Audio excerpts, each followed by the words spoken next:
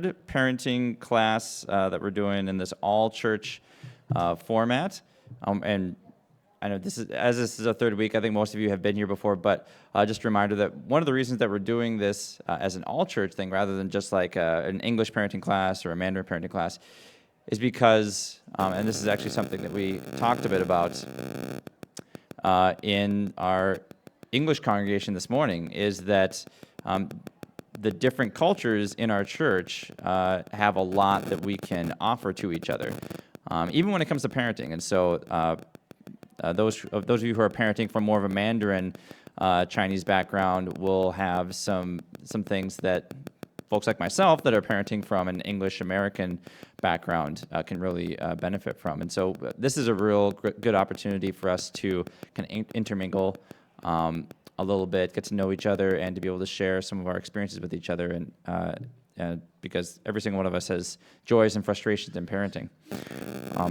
So before I continue, I'm going to invite you, especially those of you who are in the back, if you could move forward and specifically sit by at least 2 or 3 other households, because there's going to be some teaching this morning, but also some small group discussion time. And so just reorganize yourself for this next minute so that you can be by some folks. And you may even want to specifically be by some folks that you don't know super well and maybe be from a different congregation.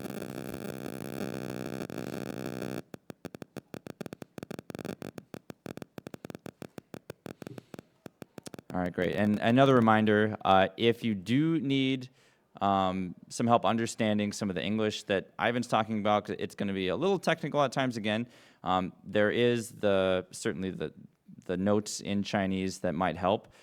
But if you need to ask your neighbor to explain something, that's totally okay. If you need to raise your hand and ask Ivan to repeat something, that is totally okay as well. We want to make sure that this is not just kind of thrown at you, but that you're able to understand it and apply these things, and so that your family can benefit from this, and also so that our whole church family can benefit from it as well. So let me pray for us, and then we'll get started.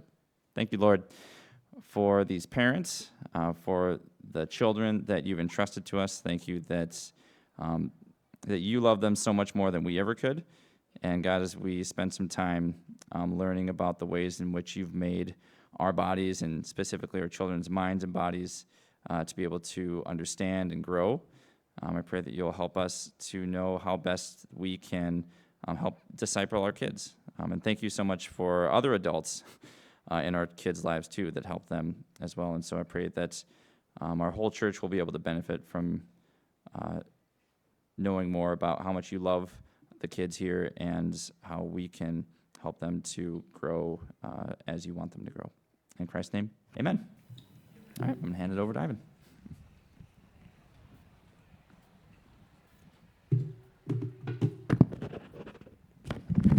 Okay, are we still morning? Yeah, good morning. So just a quick introduction. My name is Ivan. I am an elder here at this church, but I don't think that's the reason I've been asked to speak, hopefully, because that doesn't guarantee that I have any expertise. I am married. Is my wife here right now? She'll come later. But she probably the expert in this area. She has a child development degree and a master's in public health. We have one child, Asher. Some of you may know him. He's 11. So many of you have kids who are even older. So in experience, you are all more experienced than I am. But I've also had some experience working with our youth here at T4C. I also led the youth group at Woodbury Church for a while. So I have some experience there. I have a degree in social work, and I've been doing work with teens in our community for several years. So hopefully bring some of that experience here, but really, I'm not here to tell you how to parent your children. Hopefully to bring some knowledge and understanding that might help you, especially for those who are first generation overseas born Chinese who are parenting now your children who are here in the US. My parents were born China. They grew up in Hong Kong. They came over to California in 1973 after which I was born. So my brother and I were raised as second generation American-born Chinese. And there's some differences there, right? We all, you probably know that and sense that. And so I'm not coming to tell you how to raise your children because I'm not an expert in that, but maybe bring you some understanding of how your children are being socialized and raised here in the US and some of the things that might help you to understand to raise your children, especially as you think about spiritually, how you think about raising your children in the Lord. So first, I want to, well, actually, I'm going to skip here. So our goals today is that we want to get some chances to think about how are some things that are the same and the different about how you were raised versus how your children are experiencing growing up in America. There's some understanding from child development theory about how children are developing. So hopefully that will give you some answers or some ideas in what your children will be experiencing at different ages. And then hopefully some tools to help guide how you can help guide your children as they develop physically, mentally, emotionally, spiritually. I also want you to be encouraged as parents. It's a hard job. It is probably the most difficult job that you will have ever, is to raise children. But to be encouraged by that you got it. You can do it. God has given you the wisdom and the responsibility to be good stewards of his gift of your children. And also you have the church around you, right? So we'll be talking in groups. We are a church, we are a body, and we support each other. So hopefully you feel that today. And also just a chance for you to share with others, right? What are some of the joys and challenges that you've had in parenting? So, let's see. We're going to skip, since we're starting a little bit late, we're going to skip to this discussion question. If you can get into groups of 4 and 5, so you can choose, we're all adults here, so choose a group that you want to talk to. And this question, what are some things that you've noticed are the same or different about how you were raised by your parents versus how your children are parenting today? Okay, do you understand that question? What are some things that you notice that are different? And it doesn't even have to be like culturally different. It could be generationally different. It could be so many other things, right? What are some of the differences and the similarities between how you were raised when you were a child versus how you're raising your children today? Okay, so let's spend about 7 to 8 minutes discussing this. So get in groups, introduce yourselves if you don't know each other, and then answer this question.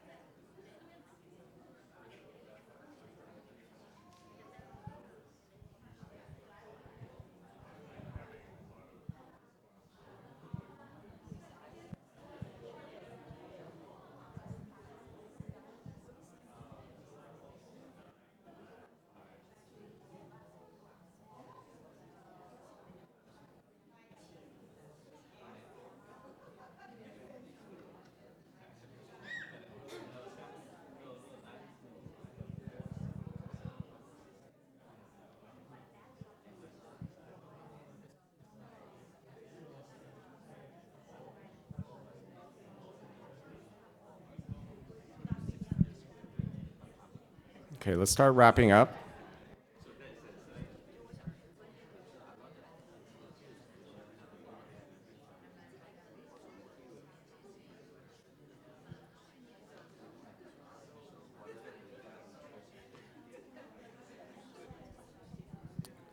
Okay. We'll have more time to talk later, but if you could look up here, I guess. So what are some of the things that you shared? What are some of the similarities and differences that you noticed? Just one or two things. I'm just curious from each group. What's something that was shared? Go ahead. One thing I share, I guess, is the internet is a big difference. Growing up not having the internet, I didn't know a lot of things, and now my kids are teaching me things. They're 15, 14, and 7, but they learn a lot earlier, a lot. Yeah. So the internet is a big problem. Yeah, kids are exposed, good and bad, are exposed to things a lot earlier and a lot more things. Differences in discipline came up in our group. So styles of discipline, back in the day there was more top down. This is how you do it, and if you don't, you get spanked or you get some physical punishment. Right. And now parents do not discipline physically most times, and would rather talk and reason with kids. And we talked about the need for balancing and Yeah. how you cannot always reason with a 2-year-old, Yeah. or you might not be able to. Yeah. Yeah, great. One more? How about from this side? Like conformity versus special. Yeah. Older generation expect that everybody should like behave the same, right? Yeah. But in the U.S., I suppose there's more individual Yeah. like focus. Yeah. So Yeah, different. Yeah, exactly. Anyone else? Oh, go ahead.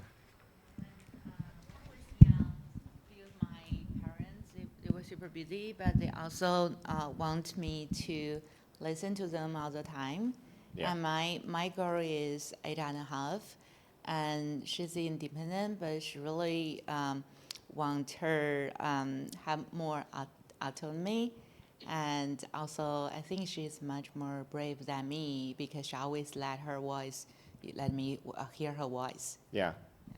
Yeah, that's really good noticing about your child, right? And not so much what you want your child to be, but noticing your child is this way and adopting to that, right? So what we're hearing, there's a lot of cultural things. Yeah, I'll get to you. There are a lot of cultural things that are different, right? And we need to notice that. Our children are growing up in a different time, most of us in a different place, in a different society, in a different technology, right? Everything is different. And we can't just say, oh, we're going to raise them the same way we were raised. Because that is, I think, we tend to think that way. Like, oh, this is how I was raised, so I'm going to raise my children this way. Eric? I think in the Chinese culture, where you're growing up in an environment where punishment is used frequently, and there's an element of fear behind it as well, like and they also value obedience and discipline a lot, but they never let you to think about like why you should be disciplined and why you should deserve the punishment. And sometimes the punishment is not that meaningful as well. Like you don't learn anything from there. Like just sit there like for 2 hours without doing anything. Yeah. And other than that, the education culture in the States is more like involved with positive reinforcement. So then it's more like encouraging you to build a good behavior rather than using fear to stop you from doing a bad behavior. Yeah. Yeah, thanks for that. Yeah, and again, I'm not here to say one way is better than the other. It's just good to understand that, because if you don't even recognize the differences, then it's hard to really think about the right way to do things. So good job talking, and we'll get more into that later on. Oh, I need it's not on there we go. Okay, so my wife Sherry arrived finally, so you can say hi to her. She told me that my charts sometimes are not clear. So please, if you don't understand, let me know. The main point of this is that, for me, is that our children are not mini adults. A lot of times people will look at my son and go, oh, he looks just like you. He's a mini Ivan. But really, he's very different than me, personality-wise. And if I treat him just like me, then I'm doing a disservice to him, right? I'm not really helping to parent him well. But children are not made, and the goal here, the goal for parents is to raise them up to maturity by the time they hit adulthood, right? So here in America, about 18, 21, we wanted them to launch, right? We want them to get out of the house, start living their own lives, but we want them to be mature, right? Because we don't want to raise immature children. So, but you have to remember, they don't hit maturity once they come out of the womb, right? When they're babies, they're not mature. We know that. And sometimes we think, oh, it's a linear kind of like that middle black line. It just, as they get to halfway to adulthood, they're halfway mature. That's not necessarily true for everything as well, right? So sometimes it's like the blue line, right? So the blue line is kind of like eating, right? Like they learn pretty early on how to eat, feed themselves, right? And then we don't have to teach them later on. They hit maturity in like eating for themselves pretty quickly. But other things like the orange line takes a lot longer.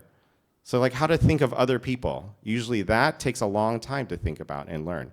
So we have to understand that our children in different aspects are changing at different rates. And we have to know where they are. And this is the whole idea about child development theories, that we want to know where they are so we can appropriately parent them correctly. Otherwise, if we just treat them like little adults, like, oh, you should know this, right? Then that's not appropriate. That's not helping.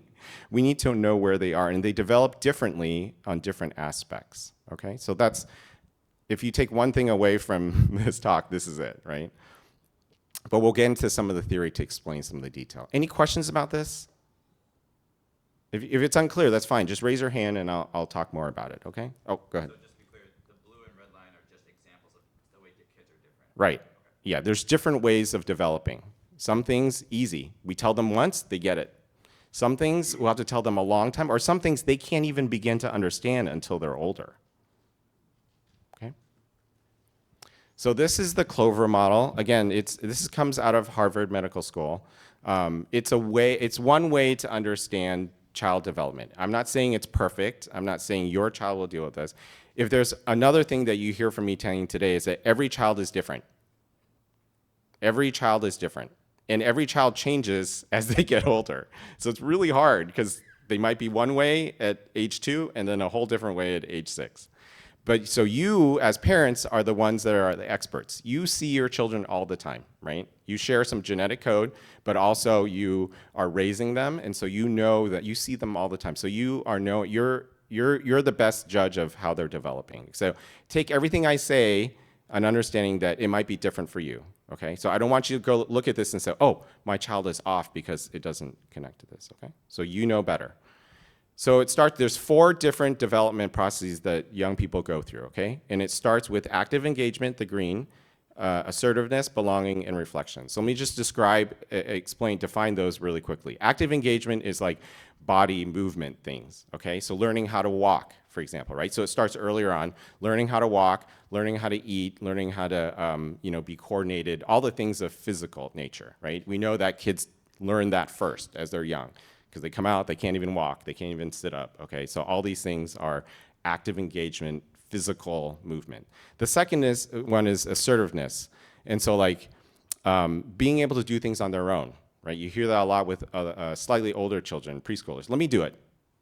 I want to do it, right? So they're learning how to do things. They're learning to use their voice. Like, what do I want, right? And especially younger kids love that, right? I want this, I want that. But they're learning to express themselves. They want to have their own, we use the word autonomy here, or agency, but like they want to do things by themselves. They're learning how to be a little bit more independent. As they get older, especially like middle school, it's like belonging. They're understanding who they are and how they relate to others. Okay, so that's the idea of belonging. And then finally, reflection, like higher level kind of thinking. How do we thinking about like, what does life mean? Why am I doing these things? What's important to me, okay? So those are 4 areas, and yes, a lot of them happen in sequential order, but they happen from the very beginning. All these things are developing at the same time, okay? And these are important for young people to develop. Any questions about that? I'm going through it pretty quickly. Which category faith will belong to? All of them. This is how they mature as people and how they are processing everything around them. Okay, and I'll talk a little bit about that, but thank you for that question. So it's a developmental approach because you tend to focus on one at certain ages. So like I said before, for younger children, it's active engagement. You can see that. They're very active. They like to run around. They're still trying to figure out, like, they're wobbly and they don't know how to do things, but they're learning these things. So the active engagement usually happens around preschool age 0 to 5. In elementary school, 6 to 10, you're seeing them trying to exert their assertiveness. They're trying to figure out, how do I do these things for myself? How can I go to school by myself? How can I walk to my friend's house by myself? How can I figure out what I want to do, what foods I like, what things I like to play with, right? That's really big in elementary school. Then early adolescence, middle school. Who are my people? What do they think about me? What do I think about myself? All these things are important. Belonging becomes really important. And then late adolescence, 16 plus is, and this might go up to like age 20. Our brains don't fully develop until like 20. So like understanding reflection. So that's why sometimes it's really hard for even high schoolers to kind of grasp like these higher level concepts, okay? So that's in general how they're developing along those clovers, okay? Any questions? Next slide. So specialization. So like I said before, they're developing on all these aspects all the time. So it's not like say like, oh, younger kids are only doing active engagement. No, they're doing belonging. They're trying to figure out, but on different levels. But they specialize in these things at that age.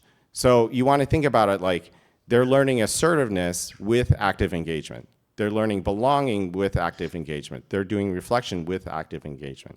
And one thing my wife always reminded me of when Asher was growing up was like, everything has to be active because that's how he learns. So if we're talking about belonging, let's do something active with friends together, right? You can't sit down a 2-year-old and go, okay, let's talk about sharing, right? You actually have to do it because they're active. That's how they think. Let's talk about what you want to do in terms of your choice, but let's make a game out of it. Or let's think about like what's important about this activity, or like spiritual things. Like if I'm ever teaching a class, Sunday school, every lesson has to do with moving, right? Let's sing a song. Okay, let's march while we sing, right? Let's learn about Jonah and the big fish. Okay, well, let's pretend we're going into the fish. Like everything should be active because at that age, that's how they're processing things, right? And also you can see that happens differently also. Well, that can continue into older ages as well. Okay, so active engagement is important, but that's what we mean specialization is they tend to be focused on that area, but all the learning happens within that kind of framework. So another example is belonging. For middle schoolers who are really big in belonging, if you want them to learn like active engagement in like physical activity, you want to do it together as a group, right? Because they're really focused on belonging. Reflection, if you want them to think about like, well, what's important about what we learned today, you want them to have discussions in a group, right? Because belonging is such a big piece of that, right? So specialization means that you're learning all these things still, but there's one leaf that might be what they're really focused on at that time in their development. That might sound complicated, so let's take some time. Is that clear? Do you have questions about that?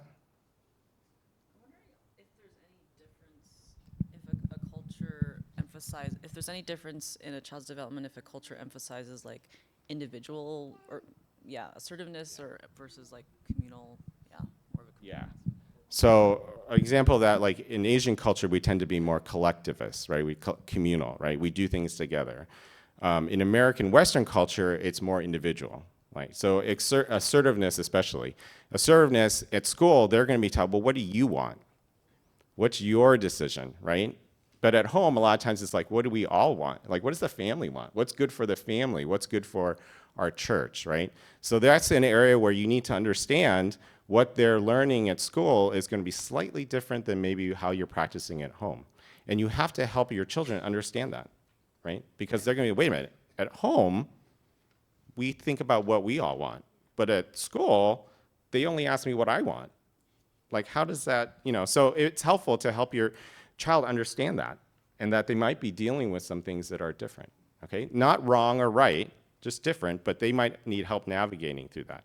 But that might also help you understand if they come home, they're like, well, I want this. And you're like, wait, we never had that. We've always thought about the family. But that's maybe why they're having that change in thinking, because maybe at school they're being taught how to be independent, right? And that's how Western culture thinks about independence, is as a single person, not as a group or of a family. Does that make sense? Okay, so it's helpful to understand how society, in Western society and schools especially, are teaching development, are thinking about development. It's usually in a frame similar to this. Okay, so again, if you think about, I mean, we see these in schools all the time, right? I mean, like, again, think about middle school. My son's going to middle school next year. We're watching him to see that transition to like, oh, I want to do this because my friends are doing this, or I want to dress like this because my friends are dressing like this, or I'm going to speak like this because my friends, you know, that's that belonging stage we're anticipating. Now, it also is different because Asher is a boy, and girls tend to develop a little quicker, right? Both physically and emotionally. So you might see, you know, some of your girls who are in late elementary school are already in the belonging phase. They're already there. And some of your boys who are in middle school are still like active. They just need to be moving all the time, right? Because not that they're delayed, it's just that they develop on their own path, right? And boys tend to develop slower. I mean, we know that just even through puberty and stuff. So, and that's another thing, sorry, just mentioned. And then you throw in puberty, right? They're physically changing, their hormones are changing, their emotions are changing. And that messes all this up too, right? Because that becomes a big shift as well. Okay, so I'm not going to give you a lot of answers necessarily today. I'm just giving you a lot of things to think about so that you're aware of these things. There's a lot of resources in your handouts that you can look at later. And I'm around and others are around to think about this. But I just want you to be aware of it, because I think sometimes we're thinking, oh, this is how I was raised, this has worked for me, so how come my kids aren't, you know, how come they're thinking things differently? Like, there must be something wrong with them. There might not be anything wrong with them. It's just that they're trying to navigate this system that it was different than how we were raised, okay? The question earlier was, how do we think about spiritual development? This is also important for spiritual development, because this, again, if this is how our children are learning, then we should tap into that, especially for spiritual learning. Like I said before, the example, when they're younger, if everything is a game or is active, it helps them to learn because they process things. As they're older, like doing things for themselves, right? How can we help them learn about God's word, thinking through that? Or belonging, you know, do we have them work in a group and thinking about how do you think about who you are based on your identity and the identity of your peers and your friends? And then late adolescence is when there's more capacity for reflection. Sir Tim and I were just talking about youth group. There's middle schoolers, junior high, and high schools. And the way we even give talks and lessons, we might have to split that up, because the younger children are, you know, you're like, hey, let's think about what Jesus, what salvation means to us. They might not be able to process that because they're developmentally not able to reflect as well. They're just not there yet. Their brains are not set up to do that. You might have to help them think about it in terms of belonging or other ways that are more appropriate to where their development is. Okay, so we should be talking about it as a church. How are we helping our young people really understand the gospel and learn how to live lives of faith based on their development, okay, where they are, okay? You're not, just the same way you're not gonna sit down in the preschool class and say, okay, let's have an in-depth discussion about the theology of the gospel. No, you're like, let's sing songs, let's play, let's be active. You can teach them truths, but you teach them truths that are appropriate for their development. Okay, I've said a lot of things there. If there's any confusion, any questions right off the bat? Otherwise, we're going to try to apply some of this. How do you engage with the kid, you know, who is moving into the belonging phase? How do you engage? I'll tell you when we figure it out. But I think honestly, first of all, you have to know your child, right? And know what's important, how they learn best at this time. So I would say, think about that. Keep this in mind, but you know your child the best. You know, like in certain things, he does things well. You know, Sherry picked up earlier on, Asher would, when he was younger, he didn't do well when we would spring things on him. You know, it's like, okay, today we're gonna go to Uncle Tim's house, and we're like, you know, he needed to know ahead of time. So we learned a lot. Okay, tomorrow we're gonna do this, this, and this, and then he was okay because he could anticipate that, right? So I think a lot of it is knowing your child and knowing which ways they learn best, and then do that. Now, if you know that, for example, belonging is really big, then understand who his friends are, right? And also which friends you want him to, and then maybe engage that way, because that's a big part of his life in middle school. But yeah, that's tricky when they're going transition because they're changing. You're trying to figure out who are they now. We're always asking that question, even, you know, so Asher went to his first sleepover last night, right? And so we're like, who is he? You know, we've never had him away from home like this. So we're always asking those questions, like, who is our child today? How is he learning? How is he growing? I know that wasn't like a cut and dry answer for you, but you know best. Okay, so the next, it's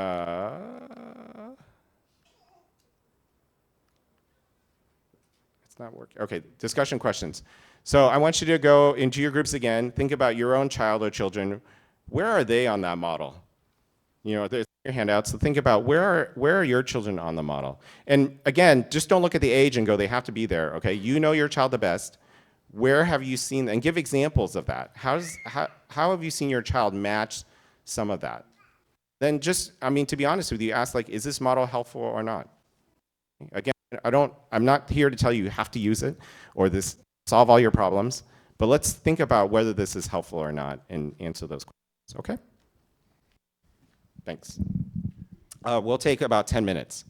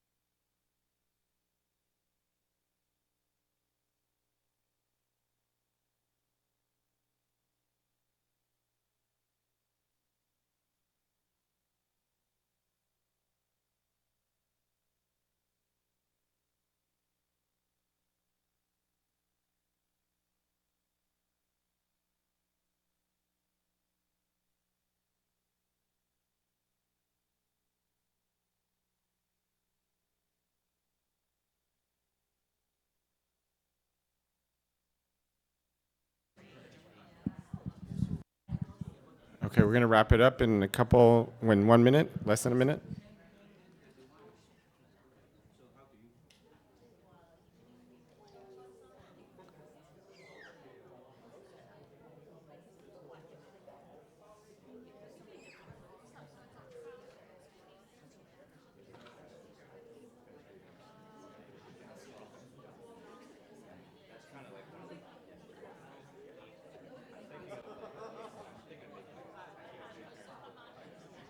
Okay.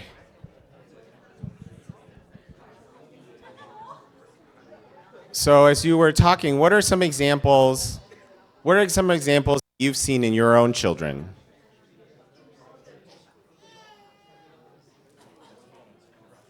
What are some examples that you've seen of this in your own children? Or children who are adjacent to you. It doesn't have to be your own children, I guess. It could be like... Thank you. So we have a 4-year-old, and at this stage, we see a lot of boundary pushing sometimes. I wonder if it's on the surface, yes, like misbehaving for misbehaving's sake, but maybe at a subconscious level, is trying to find out where the limit is, and we're trying to be wise about showing her where that is. Having there be discipline, consequences, but doing that in a wise and thoughtful way as opposed to just reacting. Perfect. That was a great example. Others? There's a lot of talking just now, so I know you all have answers, and I'm not afraid to pick people, so don't. Yeah, our group share a lot about belonging, how belonging important for teenagers, especially when they start middle school. So we also talk about parents should make effort for them to meet their friends, spend time with friends. So yeah, that's kind of important. Yeah, and you'll see a lot of their decision making is driven by that belonging. So sometimes you're like, why are you doing this as teenagers, right? But it's because they're trying to figure out how they fit in. And also there's risk issues there too. They have very risky behavior, but a lot of it is to try to fit in. So understand that's important. Anyone else? One other sharing? How about in the back there? I know you all had good discussions. What else? Someone? Thanks, Steve. I got kids.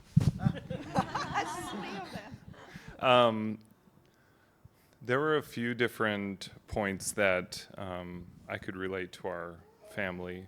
Our youngest is moving she's like 5.5, and you can tell she's moving from the compliant stage to the assertive stage. Like, she knows what she wants and is opinionated about it. So that's a big change. And then our oldest is 11 and really likes the groups that she's in, like soccer or orchestra, and she doesn't like the performance. She likes, being in the group and, playing, and that's very important to her. And you can even tell she'll wear the t-shirts for the groups that she's in more than just the random other ones. That's a realization I just made this morning. Yeah, that's great. Anyone else? Just to shake up the developmental approach thing, we were saying that our kids have been assertive like from when they were 1. And my 2-year-old asked me, "Daddy, why don't you do what I want? Why do I have to do what you want?" And I'm like, "You're 2 and you're my baby. I am the dad, and so I tell you how life works." And so they've had strong genes from the beginning, and we are learning and growing together in shaping that and helping to define limits. And like Ed was sharing, that it's not just that anything goes, but yet having them speak and listening to their voice, letting their opinions be known, taking that opinion into consideration and letting them know this is how we would do it. I love how we're talking about this in terms of this is who my child is, instead of this is bad behavior and I'm going to squish it, right? Because if that's where they are developmentally, you're not giving them a chance to develop appropriately. You're just saying, just do what I say.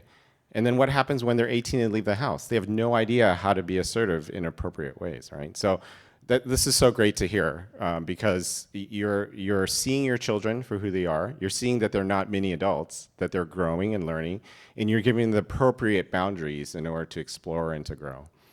Okay, we're going to move ahead. Sorry, Sai. So can I give a quick plug that's related to all Yeah. that you said? I'll try to make it quick. Hopefully you don't kill me for talking about it.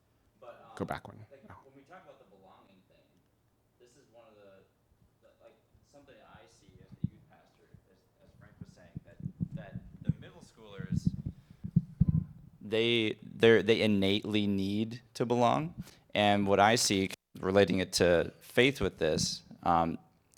For middle schoolers, it's not even so much like the actual faith that's almost the most important part about like their relationship with God. It's almost like making sure that they feel like they're a part of the church family. And even for kids that get a little bit nervous about coming to youth group on Fridays, even when they don't want to or they're nervous, like if their parents continue to bring them, that innate need to belong is going to they're going to belong at some point, and that's going to allow their relationship with their God to flourish when they finally get into like the reflection point. And even those who maybe grow up with their parents, like they firmly believe, they're devout, they teach them, but if and this is an observation, not 100% of the time, but if they are here like once, twice a month, they're not able to really feel like they belong. They don't know everyone else. And so it's really, really hard for them then once they start growing older and they start reflecting on who God is and stuff, it's kind of hard for their heart and their mind to kind of align with that. So. Yeah, because remember, their spiritual growth isn't separate from the rest of their growth. It's part of it, right? You have to take that in consideration. So thanks for that. Okay, so what do we do in terms of application? So here are some things that I think are important. First of all, the primary responsibility for teaching and discipling and modeling how to be mature, not just spiritually, but any growth is from the parents, okay? And make sure that's clear. It's your responsibility for your children. You can't just dump your children on your teachers. Can't dump your children on your Sunday school teachers, youth staff. You are responsible. And I believe because you're responsible, God will give you what you need to be able to do that, okay? So that's how we structure our youth group. That's how we structure how we think about it, we're helping parents to do this, okay? And so that's our role. That's our responsibility as the church, is that we need to help our parents to be better parents, right? So A, let us know how we can help, right? B, fulfill your responsibility. Second thing is children are constantly changing and every child is unique, okay? So we have constantly asked that question. What's my child need now? Where are their strengths? What are their weaknesses? Okay, notice that. Don't just assume, oh, they were like this yesterday. What's wrong with you today? They could have changed, and they always are changing. Physically, they're changing. We know that, right? My kid's pants are always short. How are they always short? I don't know, but they're always short because he's growing, right? But he's also changing in how he relates to others. He's also changing in how he's thinking and being able to understand higher level concepts, right? So we have to do that. Understand that. So what do they need in order to grow? They need a safe and stable environment. They need to know that they're loved. They need to have an environment where they can always communicate with their parents and know that their parents will not shun them or shame them, right? Or look down on them because they're trying to negotiate these things, right? If you were to Luke, at 2 years old, why are you saying that? I'm the dad. You should never say that, right? That shuts him down immediately, right? But as you're talking to him, you're joking with him, whatever, he knows that he can always come to you to talk about these things, right? Your kids are going to fail, right? We all fail.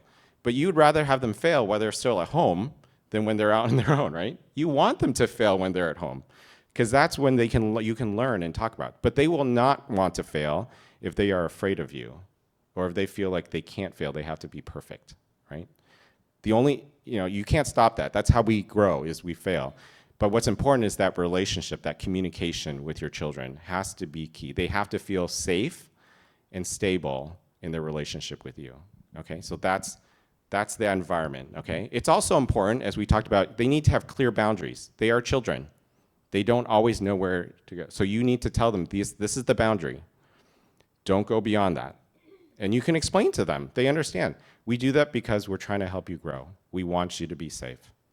It's not that we're trying to be mean or make you into us. We want you to be safe. They understand that. They might not like it, but they'll understand it. You need to offer them choices. Because again, you need to teach them how to make choices. You just don't assume they learn how to make choices. So give them choices early on. What kind of foods do you want? You know, we learned a lot, you know, Sherry was really good about this. Do you want this vegetable or this vegetable? Right? We didn't give them choices like, do you want vegetables or not? But we gave Asher a choice of which vegetables. But he had a choice, right? Choice is important. He learns how to make decisions, okay? So but a lot of times we just tell kids what to do. Do this. Well, you're not learning, okay? And sometimes they might choose something that you don't like, but that's okay, because again, the longer term goal is helping them learn how to make choices.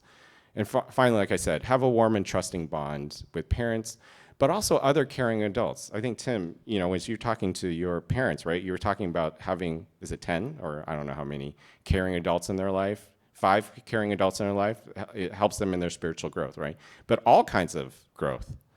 You know, when I was growing up, I was so fortunate to have like older young adults at our church that my parents trusted, and they would let me go out and hang out with them. Or like we would go play tennis or something like that. But having those, you know, because like when you're growing up, you're like, oh, your parents. Like, oh, I don't listen. They're not cool or whatever. But like older adults, oh, they're really good. We have so many uncles and aunties at this church, right? Use them, right? Use them. Because they can help you. They can reinforce what you're teaching them. So, well, pick carefully, right? You pick the good one, the mature adults. But we have a lot of uncles and aunties here, and you can use them. Or other parents of other, you know, this is the beauty of a Chinese church. We like naturally parent every kid, right? But use that because your voice might not be, they need to hear it from other people as well. Okay, so have that community of warm, trusting relationships where our young people feel safe. That's such a blessing of T4C. My child knows almost to a fault, like he can go to any adult, and he does. And he's like, oh, I feel safe here, right? But that's such a blessing, and don't be afraid to use that, you know, to help you parent. Okay, so final discussion. Oh, no, one more thing. Let's see. Next slide. Sai, can you help me? Sorry, it's not working.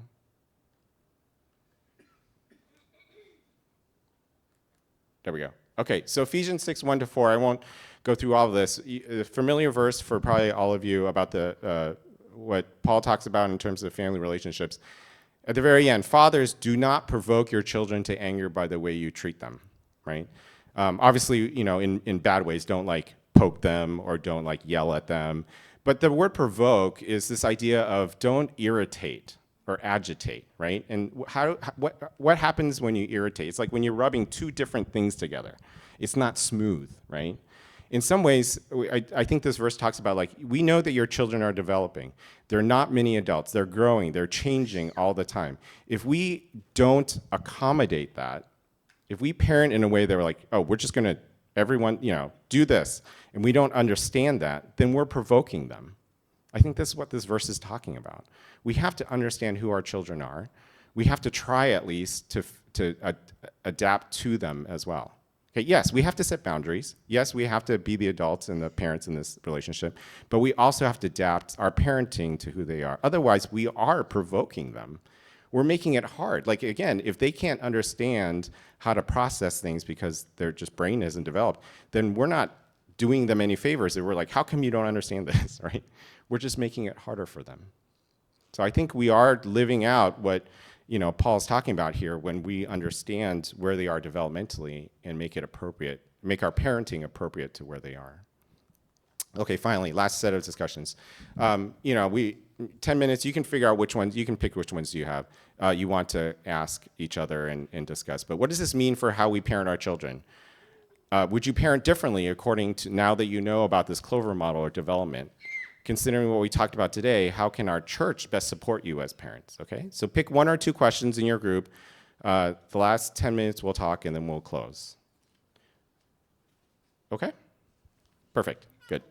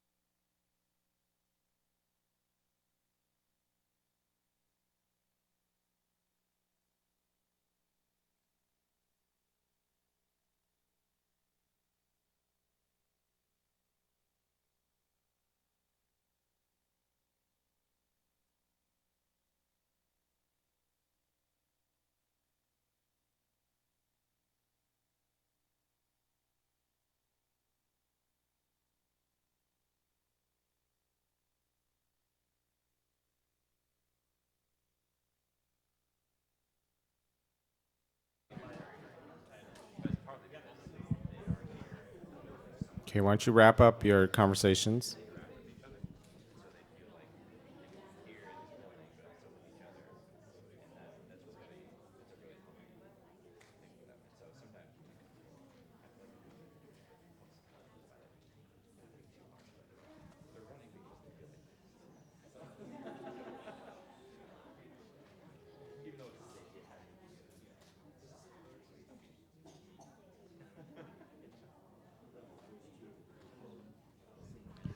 Okay, let's finish up.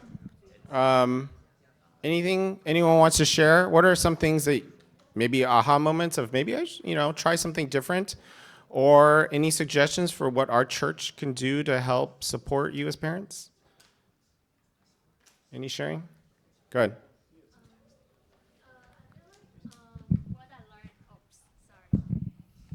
I feel like what I learned from other churches in my past is so everybody can do whenever you see a kid like in the bathroom, like when you're washing hands or like in the corridor, just say hi and just let them know that they exist and someone actually noticed them in the church and everyone can be connected with each other.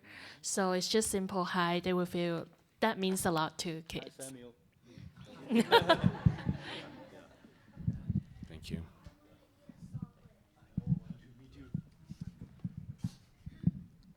I think especially for the kids who is moving to the belonging phase, the community is very important. But a lot of time, our official program, like the Sunday school, like we have an agenda, a program to follow, right?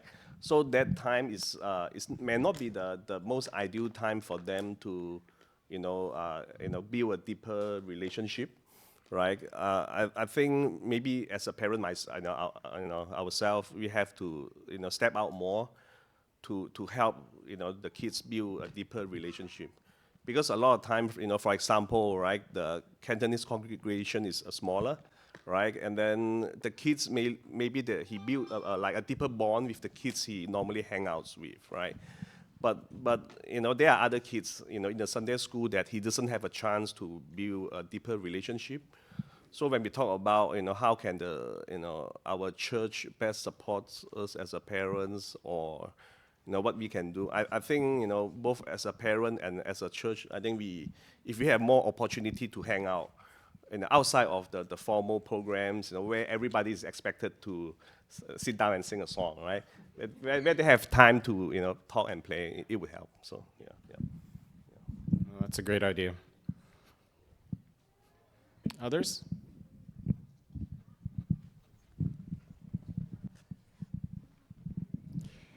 We talked about the belonging period. I raised a question that I have concerns in the States. Even my daughter is in a Christian school, and the whole community or the culture really, she will care about, like, people have money, house, and they have a lot of things, and the kids, the teenagers, probably they will compare with others. And I really hope my daughter won't be grow up that way, because I hope she can know other parts of the world.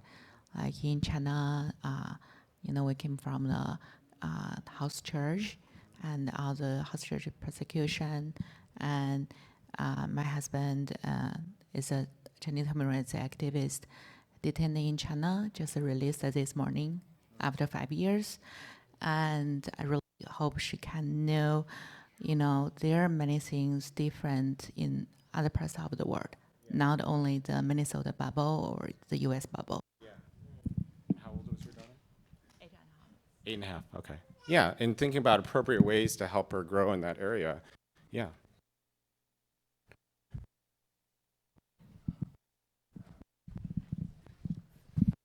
I know Tim covered this already, but I want to make a plug for Friday Night Youth Group too. Just that, like, I'm not very involved in our church in youth group. I'd say I'm a very lazy Christian, so I kind of fall short of supporting the group. So my job is just to drive them here. And sometimes, they would put up this, like, you know, I want to go to this other party, or I'm really tired, I had a rough week, I don't want to go. And sometimes they'll be like, it's boring, it's whatever. But, you know, they've been going for a while now, and I see a lot of growth. I see once they get here, they belong. And I think they put up a different face when they're talking. Like they're in their, what face is that again? The belonging face, where they put up this kind of cool face of like, I'm too cool for youth group, I'm too cool for church in front of parents, right? Or like, I have to study this. But in their heart, I think they really want to come. And when they come, amazing growth from, so, yeah. Great, thank you. And talk about and for longer, but we're over time, so we want to end our time here. Thank you so much for being here.